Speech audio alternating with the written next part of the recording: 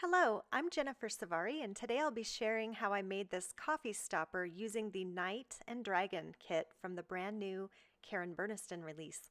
I used a silver cardstock for the main pieces of this stopper, and I also cut the main body a second time out of black for the backing.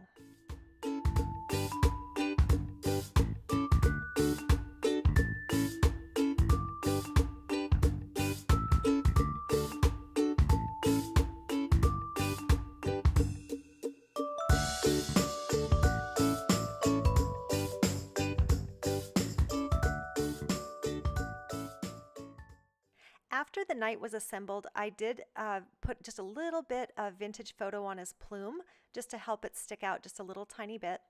And then I glued the backing onto the back. And I had cut out two of the inner portions of the shields, a red one and a black one. And you can see where there's an indent there. I followed the guides so that I can make a third inset into that shield. And it doesn't have to be perfect because the sword will cover any imperfections in that. And then I just glued it to the main portion of the shield. And then I started working on the sword. Now this could have been just painted like you'll see me paint the Knight here in a moment, but I went ahead and die cut a second sword out of black just so I could use a black handle and position that over top of the silver. Using black soot distress paint, I'm going over top of the Knight like Karen did on one of her videos on the gingerbread tag book, and then just rubbing it off and it makes it look worn.